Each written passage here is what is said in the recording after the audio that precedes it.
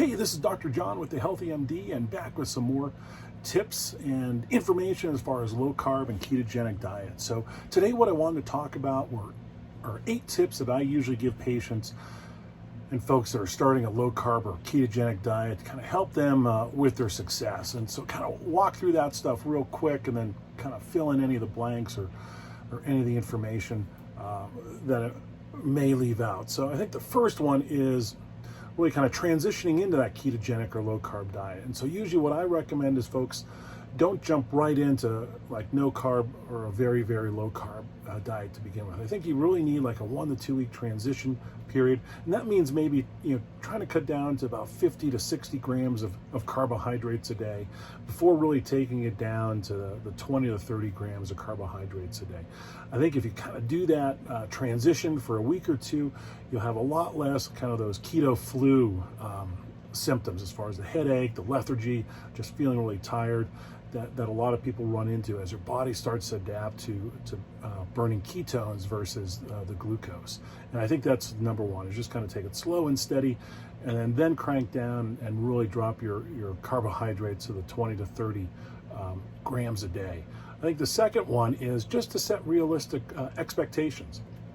I think a lot of people come into ketogenic or low carb looking at it for weight loss. And I think it's actually a lot more, a lot bigger than that. It's more of a lifestyle than a diet. And, I've seen this diet reverse diabetes.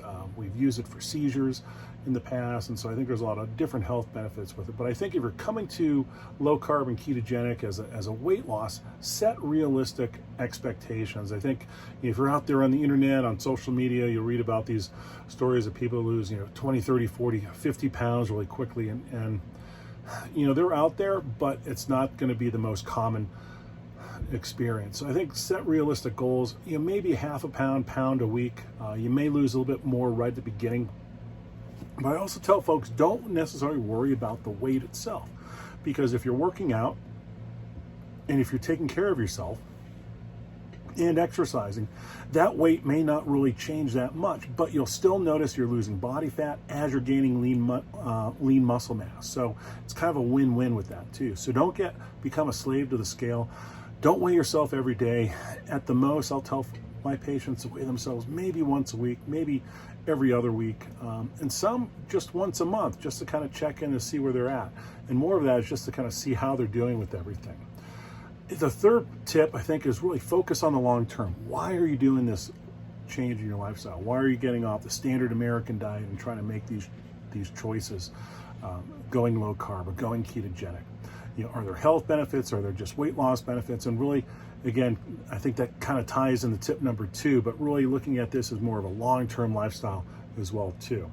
I think number 4 is really what trips a lot of people up. I think some people get confused with ketogenic as being, hey, eat all the fat I want. And so they literally put like a stick of butter in their coffee.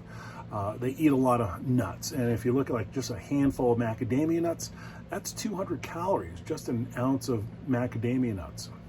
And I know for me, that's one of my big weaknesses is any type of nuts, whether it's macadamia nuts, cashews, almonds. I'll eat 4, 5, 6, 8 ounces, one of those bags you get from Trader Joe's. And that's 1,600 calories right then and there. And I really haven't touched any of my protein macros or anything like that. So I think making sure that you're not adding the butter, the ghee, the coconut oil, to the coffee. I don't think you really need to do that unless you're really lagging on your calories or on your macros. So be careful of those hidden calories. And then also be careful about hidden carbohydrates too. And really kind of look at, if you're eating a lot of processed foods still, there's going to be a lot of hidden carbohydrates. So if you're measuring your ketones at home and you're noticing that you're just, still not getting into ketosis with what you think is your ketogenic diet, then really go back and look at what foods you're eating, because I'll almost guarantee there's going to be some hidden carbohydrates in there as well too. And I think the other part of this too is keep keto simple, keep low carb simple. I think too many people try to overthink it. And one of the things I do for this is I meal prep or a meal plan. And there's a couple great apps out there that'll give you great ideas for different different recipes out there. But I'll do the same thing, same dinner for 3 nights in a row. A little bit boring, but when I'm starting back on it, it really helps as far as getting me, not having to think about what I'm going to eat. And then it kind of keeps me on track as far as staying keto with everything. I think the other next tip would be start an exercise program. And if you have not been active at all, that's really important, because exercise, I think, also has some other health benefits that I'll talk about in another video as well too. But that can be as simple as just getting out for a walk. And one of the recommendations that the American College of Sports Medicine makes is 30 minutes of exercise most days of the week, or 150 minutes of exercise a week. And you don't need to do it all at once. I know a lot of pushback I get from patients is, hey doc, I can't find a 30-minute break in my day to do this. Well, 3 sessions of 10 minutes of walking, fits in pretty nicely, whether it's walking the dog or getting out, right before work and at lunchtime and then after lunchtime to do all that. So, again, start that exercise program. I'm a big fan, as I've said before, of weightlifting or resistance exercise, because I think that is really important, especially as we age. People don't fall because they have an endurance issue. People fall because they have a strength issue. So again, really working on trying to get into the gym, starting a resistance or a weight training program, work with a trainer if you're not familiar with what to do. And I think you'll also notice a big, huge body transformation with that as well too. I think the next step, number 7, get enough sleep. This is probably the one that I think almost all my patients have struggled with, at least in some aspect. And we're a 24/7 society right now. People are always go. People are checking emails, checking in, with work. You got family commitments and everything else, and sleep is always the last thing that we put to the forefront.